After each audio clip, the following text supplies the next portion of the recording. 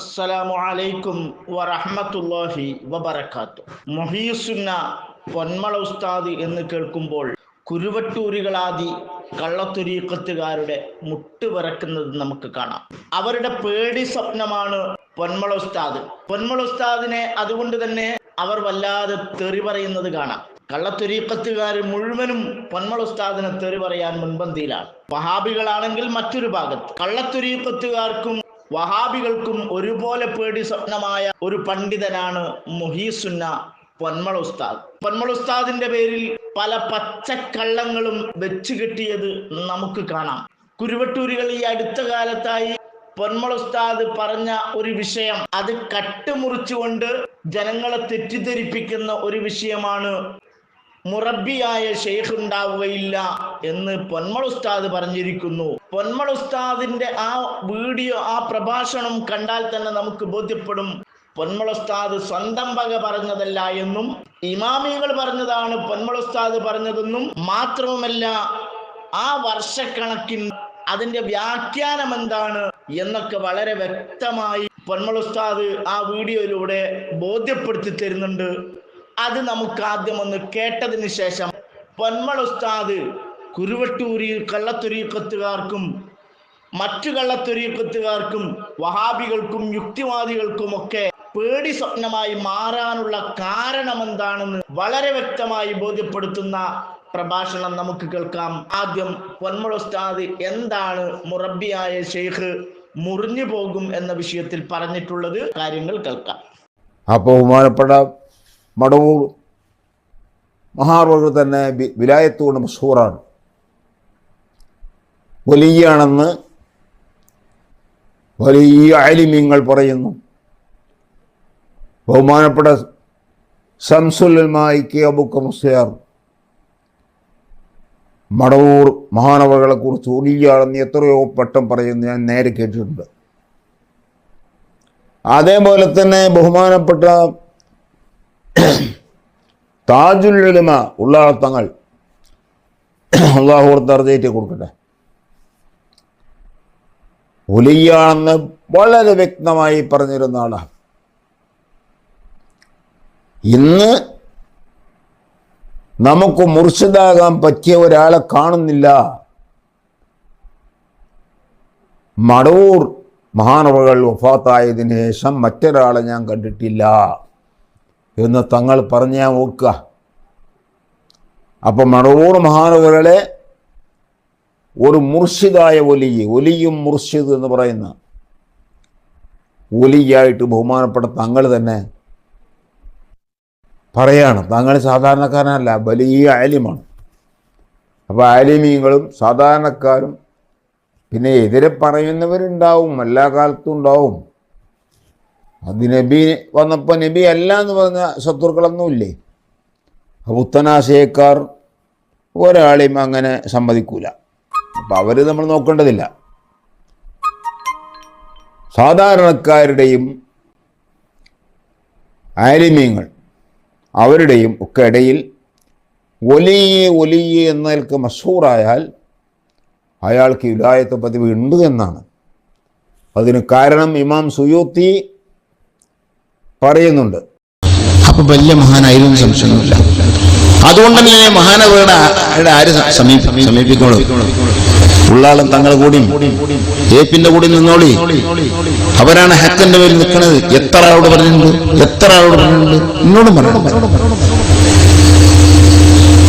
അതുകൊണ്ടൊക്കെ നമ്മൾ വിശ്വസിക്കുന്നു. അതേ മഹാൻ ഒരു തരീക്കത്ത് ഒരാളും പറഞ്ഞായിട്ട് വരാതില്ല.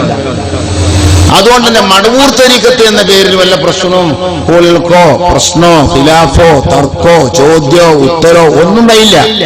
നിങ്ങളാരെയും കേട്ടിട്ടുണ്ട് അങ്ങനെ? സമസ്തയിൽ അങ്ങനെ വല്ല പ്രശ്നം വന്നു?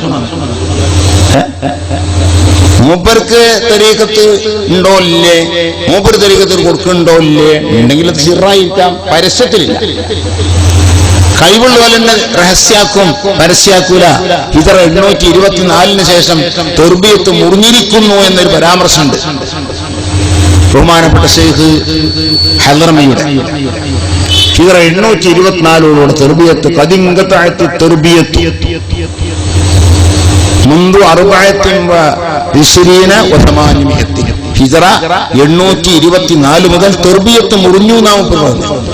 ആ വാക്കിനെ ആലിമീങ്ങൾ രണ്ടർത്ഥത്തിൽ വ്യാഖ്യാനിച്ചു. ഒന്ന് പറഞ്ഞത് പരസ്യമായ തെർബിയത്ത് മുറിഞ്ഞു എന്നാ പറഞ്ഞത്, രഹസ്യമായ ഖിയാമത്തുനാൾ ഒരു കാര്യം നടക്കും. അപ്പോ ഈ കാലഘട്ടത്തിന് ശേഷം നടക്കുന്ന തെർബിയത്തൊക്കെ രഹസ്യം. അസ്സലാമു അലൈക്കും വറഹ്മത്തുള്ളാഹി വബറകാതുഹു. ബിസ്മില്ലാഹിർ റഹ്മാനിർ റഹീം. അൽഹംദുലില്ലാഹി റബ്ബിൽ ആലമീൻ. വസ്സലാത്തു വസ്സലാമു അലാ സയ്യിദിൽ അംബിയാഇ വൽ മുർസലീൻ. അമ്മാ ബഅദ്. ശൈഖുനാ മുഹയ്യിസുന്ന പൊന്മള പി അബ്ദുൽ ഖാദിർ മുസ്ലിയാർ ഉസ്താദ് അവർകളെ കുറിച്ച് SYSന് 70 തികയുന്നതുപോലെ സൂര്യവർഷപ്രകാരം ശൈഖുനായ്ക്കും 70 തികയുകയാണ്. സമസ്തയുടെ 100ാം വാർഷികം നമ്മളൊക്കെ കാത്തു നിൽക്കുന്നത് പോലെ SYSന് 100ാം വാർഷികം ഉണ്ടാകും. നമുക്കും ഉസ്താദുമാർക്കുമൊക്കെ അതിലും സംബന്ധിക്കുവാൻ അള്ളാഹു തൗഫീഖ് നൽകുമാറാകട്ടെ നാം പ്രാർത്ഥിക്കുകയാണ്. ഓത്തിനിരുത്തുന്നതിന് മുമ്പായി SYSന്റെ പ്രസിഡന്റ് ആയിരുന്ന അന്നത്തെ ബഹുമാനപ്പെട്ട പാണക്കാട് പൂക്കോയത്തങ്ങൾ ഇന്ന് ആണ്ടിന്റെ ദിവസം കൂടിയാണ്. അള്ളാഹു ദറജ ഏറ്റി കൊടുക്കട്ടെ. മഹാനവർകളുടെ മുന്നിൽ കൊണ്ടുപോയി ഉമ്മ മന്ത്രിപ്പിച്ചപ്പോൾ അന്ന് നടത്തിയ ദീർഘദർശനത്തിന്റെ പൊരുളാണ് ഇന്ന് നാം കണ്ടുകൊണ്ടിരിക്കുന്ന ആ വൈജ്ഞാനികമായ വലിയ മേൽവിലാസം. ചാപ്പനങ്ങാടി ബാപ്പു മുസ്ലിയാരെ കാണാൻ പോയപ്പോൾ പറഞ്ഞത് നിങ്ങൾക്ക് വലിയ ദർസുകൾ ഉണ്ട് എന്നാണ്. വടകര മുഹമ്മദ് ഹാജിയെ സമീപിച്ചപ്പോൾ നിങ്ങൾ ഉന്നതമായ ദർസ് നടത്തണം എന്ന് നിർദ്ദേശിക്കുകയും സന്തോഷപൂർവം പ്രാർത്ഥിച്ചു കൊടുക്കുകയും തന്റെ കൈവിരലിൽ അണിഞ്ഞിരുന്ന മോതിരം ശൈഖുനാ മുഹയ്യിസുന്ന അവർകൾക്ക് നൽകുകയും ചെയ്തിട്ടുണ്ട്. പലപ്പോഴായി നഷ്ടപ്പെട്ടു പോയ ആ മോതിരം പിന്നെ അത്ഭുതകരമായി 4 തവണ തന്നെ തിരിച്ചു വരികയും ഇന്നും ഉസ്താദ് അവർകളുടെ കരങ്ങൾക്ക് ആ മോതിരം ശക്തി പകരുന്നത് നാം കാണുകയും ചെയ്യുന്നു. വളരെ ചെറിയ പ്രായത്തിൽ തലക്കടത്തൂർ എന്ന വലിയ വിദ്വൽ പ്രതിഭകൾ മാത്രം മുദരിസുമാരായി ഉണ്ടായിരുന്ന പ്രദേശത്തേക്ക് ദർസിന് വേണ്ടി നിയോഗിച്ചത് ശൈഖുനാ ബഹറുൽ ഉലൂം OK ഉസ്താദ് നവ്വറല്ലാഹു മർഖദഹു മഹാനവർകളാണ്.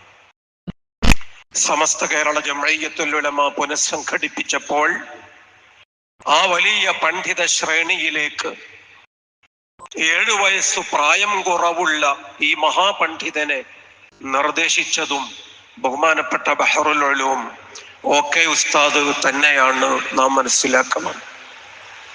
പരിശുദ്ധ ഖുർആന്റെ തജ്വീദിന്റെ നിയമങ്ങളുടെ ഭാഗമായി ജഹറും ഹംസും ചില അക്ഷരങ്ങളുടെ പ്രത്യേക സിഫത്തുകൾ, അവിടെ ഉദാഹരണത്തിന് വേണ്ടി അക്ഷരങ്ങളെ എണ്ണിപ്പടിക്കുന്നിടത്ത് മൗനം പാലിക്കുന്ന ഒരു മഹാമനീഷി എല്ലാറ്റിനും പ്രേരണ നൽകി എന്ന് പറയുന്ന അർത്ഥം വയ്ക്കാവുന്ന ആ വാക്ക് നാം ഉദാഹരണമായി പഠിപ്പിക്കുന്നുണ്ടെങ്കിൽ സമസ്ത മുഷാവറ പുനഃസംഘടിപ്പിച്ചപ്പോൾ 10ലേറെ മുഷാവറ അംഗങ്ങളുടെ പേരുകൾ എഴുതി ചേർത്തത് ശൈഖുനാ ബഹറുൽ ഉലൂം OK ഉസ്താദ് തന്നെയായിരുന്നു. 7 തലമുറകളിൽ ഇന്ന് പരന്നു കിടക്കുന്ന പണ്ഡിത പാരാവാരത്തിന്റെ പടത്തലവനാണ് ബഹുമാനപ്പെട്ട ബഹറുൽ ഉലൂം എങ്കിൽ ആ മനസ്സുകളിലൊക്കെ ഇടം നേടുകയും വലിയ ഉത്തരവാദിത്തങ്ങൾ ചരിത്രപരമായി നിർവഹിക്കുകയും ചെയ്ത ഇതിഹാസത്തിന്റെ പേരാണ് ശൈഖുനാ മുഹയ്യിസുന്ന പി അബ്ദുൽ ഖാദിർ മുസ്ലിയാർ പൊന്മള ഉസ്താദ്. കൊടിയത്തൂർ ഖാസി എന്ന് പറയുന്ന ഒരാൾ ജംഇയ്യത്തുൽ ഉലമ ഇസ്സുന്നി എന്ന പ്രസ്ഥാനവുമായി വന്നപ്പോൾ ആദ്യം മുജാഹിദായി, പിന്നീട് ജമാഅത്തുകാരനായി, പിന്നീട് ചുവന്ന തെരുവിൽ എവിടെയോ, ഒരുപക്ഷെ അതിനുമപ്പുറം എവിടെയോ കാണാതായി പോയ ഒരു മൗലവി ധാരാളം വിദണ്ഡവാദങ്ങളുമായി ഈ സമൂഹത്തിൽ പണ്ഡിതന്മാരെ ചോദ്യം ചെയ്തപ്പോൾ അവിടെയെല്ലാം പണ്ഡിതോചിതമായി ഈ സമൂഹത്തിന് നേതൃത്വം നൽകുകയും സംവാദങ്ങളിൽ സാന്നിധ്യവും പലപ്പോഴും നിർണായകമായ പങ്കും നിർവഹിക്കുവാൻ ബഹുമാനപ്പെട്ട പന്മള ഉസ്താദിന് സാധിച്ചിട്ടുണ്ടായിരുന്നു. ഈ സമൂഹത്തിൽ, കേരളത്തിൽ ധാരാളം മുജ്തഹിദുകളുണ്ട് എന്ന് അഭിമാനിക്കുന്ന ഒരു കൂട്ടരാണ് സലഫി എന്ന പേരിൽ അറിയപ്പെടുന്നവർ. അങ്ങനെയുള്ള മുജ്തഹിദുകളെ ഒരുപക്ഷെ കടലാസിലേക്ക് പകർത്തുമ്പോൾ അവരാദ്യം എഴുതുക എടവണ്ണയിൽ ജീവിച്ച ഒരാളെയാണെങ്കിൽ സംവാദത്തിൽ അയാളെയും പരാജയപ്പെടുത്തുകയും ആദ്യത്തെ അരമണിക്കൂർ കൊണ്ട് സംവാദം പൊളിച്ച് കയ്യിൽ കൊടുക്കുകയും ചെയ്തതാണ് ബഹുമാനപ്പെട്ട മുഹയ്യിസുന്ന ഉസ്താദ് അവർകളുടെ പാണ്ഡിത്യത്തിന്റെ നാം തിരിച്ചറിഞ്ഞ ഒരു ശക്തി. മഹാനായ പതി അബ്ദുൽ ഖാദർ മുസ്ലിയാർ ആദർശത്തിന്റെ തേരോട്ട രംഗത്ത് പഴയകാലത്ത് ഏറ്റവും ശ്രദ്ധേയമായ നാമമായിരുന്നെങ്കിൽ ആദർശത്തിൻ്റെയും സ്ഥാപനത്തിൻ്റെയും സംഘടനയുടെയും എണ്ണിയാൽ തീരാത്ത വലിയ വലിയ മേഖലകളുടെ എല്ലാം കുലപതിയായി നമുക്ക് കാണാനുള്ള പേരാണ് പരി എന്ന വീട്ടിന്റെ മേൽവിലാസം സ്വന്തം പേരിനോടൊപ്പം കൊണ്ടു നടക്കുന്ന പി ബഹുമാനപ്പെട്ട പൊന്മള ഉസ്താദ്. ഇ കെ ഹസൻ മുസ്ലിയാർ കയറി വരുന്നു, കോട്ടൂർ ഉസ്താദിനോട് പറയുന്നു, അൽഫിയ നന്നായി ഓതിപ്പടിച്ച ഒരു മുത്തഅല്ലിമിനെ വേണം. കോട്ടൂർ ഉസ്താദ് ചൂണ്ടിക്കാണിച്ചു കൊടുത്തു. അന്നു മുതൽ ആ ബന്ധം വളരുകയാണ്. ധാരാളം പണ്ഡിത ക്യാമ്പുകളിൽ ചോദ്യങ്ങളുമായി വലിയ ഉസ്താദുമാരെ അഭിമുഖീകരിച്ചപ്പോൾ താജുൽ ഉലമയ്ക്ക് കാന്തപുരം ഉസ്താദ് പരിചയപ്പെടുത്തി കൊടുക്കുകയാണ്. ഇതാണ് പന്മള അബ്ദുൽ ഖാദർ മുസ്ലിയാർ. താജുൽ ഉലമ പൊന്മള ഉസ്താദിനെ നമുക്ക് പരിചയപ്പെടുത്തി തന്നിട്ടുണ്ട്. ഈ പൊന്മള അതെന്തു മുതലാണ് എന്ന് നിങ്ങൾക്കറിയുമോ? വലിയ മുദരിസാണ്. അവരൊക്കെ ധാരാളം കിതാബ് നോക്കുന്നവരാണ്. ഞാന് ഉള്ളാളത്തേക്ക് വിളിച്ചിട്ട് കിട്ടിയില്ലല്ലോ. ഞാനും MA കൂടി സാദിയയിലേക്ക് വിളിച്ചിട്ട് കിട്ടിയില്ലല്ലോ. എന്തിനു പറയണം, സകല സാമർഥ്യവും ഉപയോഗിച്ച് AP വിളിച്ചിട്ട് അദ്ദേഹത്തെ മർക്കസിലേക്ക് കിട്ടിയിട്ടില്ല. ഇപ്പൊ എന്തോ തൗഫീഖ് പേരോടിന് അദ്ദേഹത്തെ ലഭിച്ചു. നാദാപുരം ദാറുൽ ഹുദയിൽ പൊന്മള ഉസ്താദ് നടത്തിയ ദർസിനെ കുറിച്ച് അന്ന് താജുൽ ഉലമ പറഞ്ഞ ഗൗരവമുള്ള വാക്കുകൾ. ആരെയും സുഖിപ്പിക്കുന്ന ശീലം താജുൽ ഉലമയ്ക്കില്ലെന്ന് നമുക്കറിയാം. പറയാനുള്ളത് വെട്ടിത്തുറന്നു പറഞ്ഞാൽ അതിൽ വെട്ടിമാറ്റാൻ ഒന്നും ഉണ്ടാവില്ല എന്നും നമുക്കറിയാം.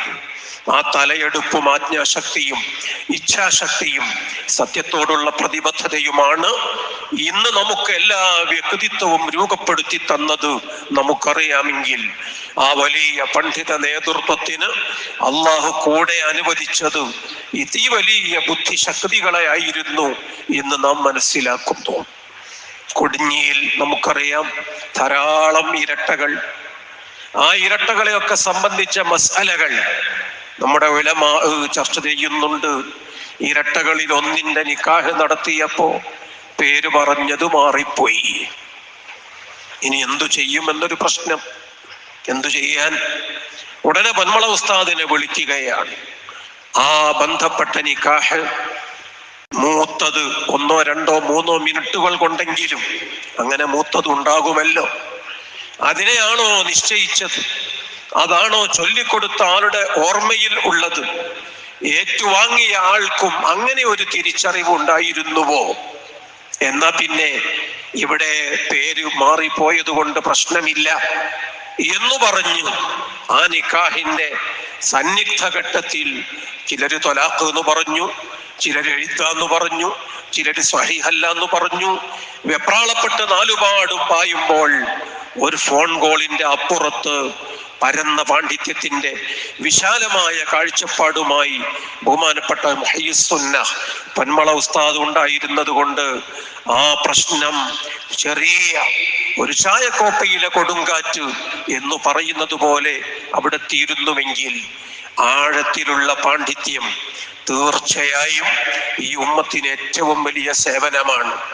SSF മെമ്പർഷിപ്പ് ഉണ്ടായില്ല, SYS ഔദ്യോഗികമായി പ്രവർത്തനത്തിന്റെ പക്ഷത്ത് ഉണ്ടാകുന്നതിന് മുമ്പ് സമസ്ത കേരള ജംഇയ്യത്തുൽ ഉലമയിൽ അംഗമായതാണ് പൊന്മള ഉസ്താദ് അവർകളുടെ ജീവിതത്തിൽ അല്ലാഹു നൽകിയ ഭാഗധേയമെങ്കിൽ പാണ്ഡിത്യം തന്നെയാണ് ഒരു വലിയ പ്രസ്ഥാനത്തിന്റെ നടുനായക വ്യക്തിത്വങ്ങൾക്കിടയിൽ തല ഉയർത്തിപ്പിടിച്ചു നിൽക്കാൻ ആ വലിയ മഹാനവർകളെ വലിയ മനുഷ്യന് ധൈര്യം നൽകിയത്. ബഹുമാനപ്പെട്ട പൊന്മള ഉസ്താദ് കുവൈത്ത് കരാറിന്റെ സന്ദർഭത്തിൽ കാന്തപുരം ഉസ്താദിന് ഉറച്ച പിന്തുണ നൽകി. മറ്റനേകം സന്ദർഭങ്ങളിലും ആ വലിയ പിന്തുണ പ്രസ്ഥാനത്തിന് ഏറ്റവും വലിയ പ്രചോദകമായി നട്ടെല്ലായി രൂപപ്പെട്ടത് നമുക്കറിയാം. ഞാൻ വിശദീകരിക്കുന്നില്ല. ഈ മഹത്തുക്കളുടെയൊക്കെ ദീർഘായുസ്സിന് വേണ്ടി നമ്മളൊക്കെ ദുആ ചെയ്യണം എന്ന് നിങ്ങളോടൊക്കെ ഓർമ്മിപ്പിക്കുകയാണ്. അബുൽ ഹഖ് ഇബ്രാഹിം മുസ്ലിയാർ തലശ്ശേരി പാതിരാക്ക് 2 മണി നേരത്താണ് പൊന്മള ഉസ്താദിനെ വിളിക്കുന്നത്.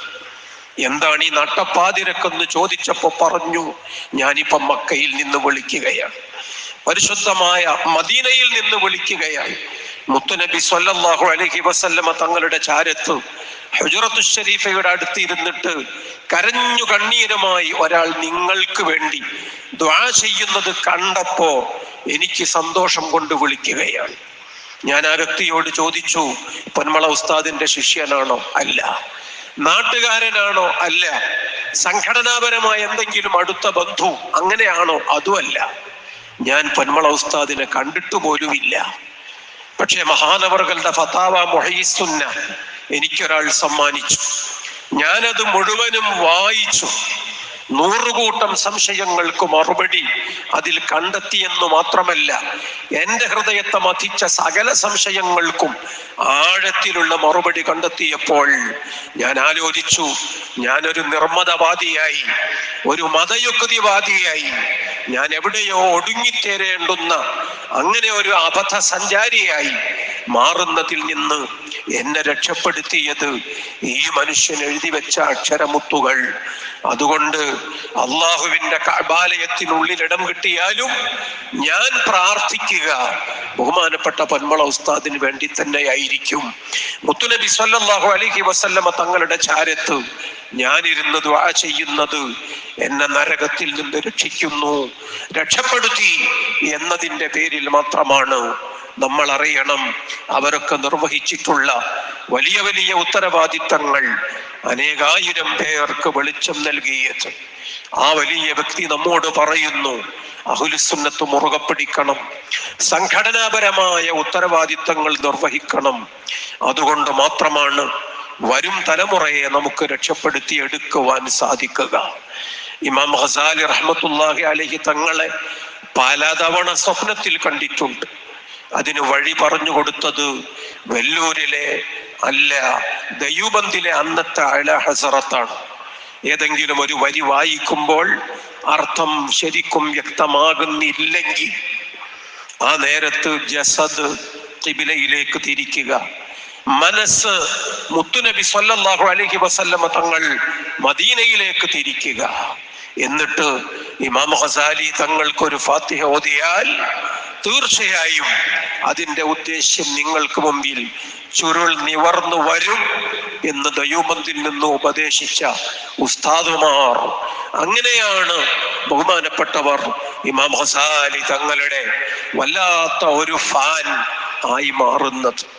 അതേ ദയൂബന്ദിൽ നിന്നു തന്നെ ആരോ ചിലര് മൗലിദിനെതിരെ അപസ്വരങ്ങൾ ഉയർത്തിയപ്പോൾ അന്നത്തെ ദയൂബന്ദ് ദാറുൽ ഉലൂമിന്റെ റക്ടർ ഷെയ്ഖ് ഖാരി ത്വയ്യിബ് അദ്ദേഹത്തിന്റെ മുന്നിൽ ചെന്നുപോയി നിന്ന് പറഞ്ഞു കൊടുത്തു, മൗലിദ് എന്താണ്, മലബാറിന്റെ ശീലം എന്താണ്.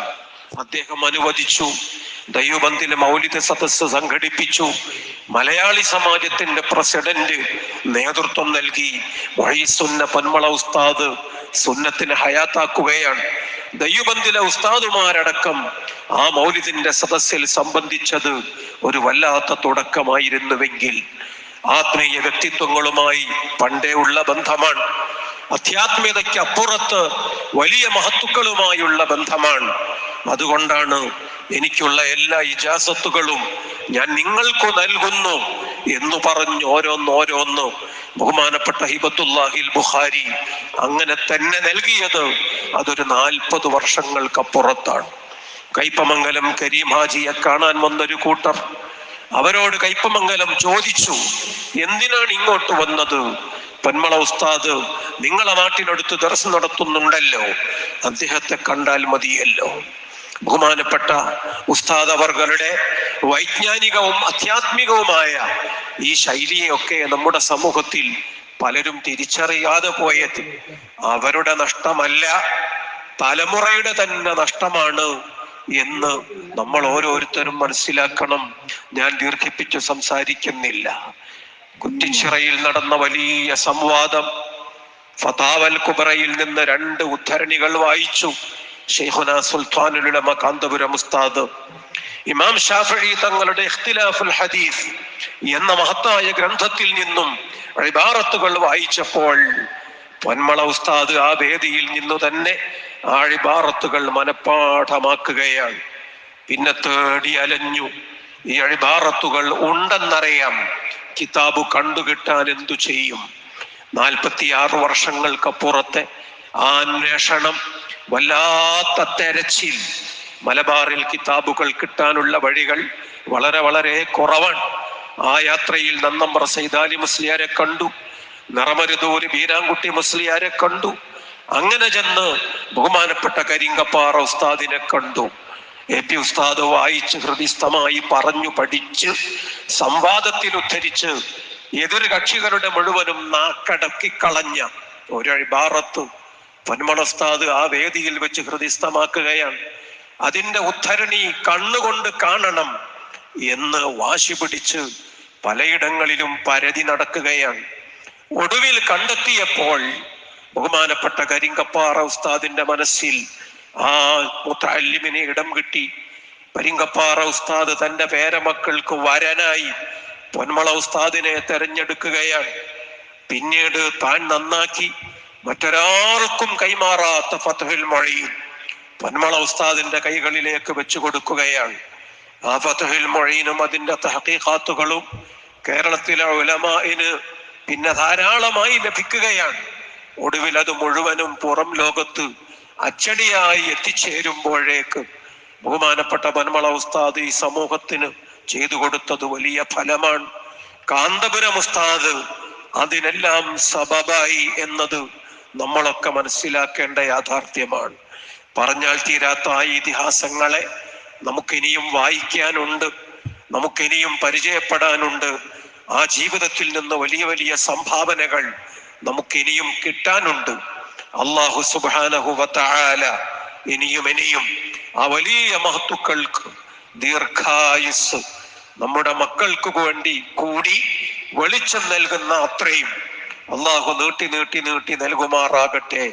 ആ ഉസ്താദുമാരുടെ എല്ലാം പൊരുത്തം നമുക്കെല്ലാം അള്ളാഹു ജീവിതത്തിലുടനീളം പിന്നീട് ഒടുവിൽ സ്വർഗത്തോളം അള്ളാഹു കനിഞ്ഞേകുമാറാകട്ടെ. ആമീൻ എന്ന് ദുആ ചെയ്തുകൊണ്ട് വരികൾ അവസാനിപ്പിച്ചു.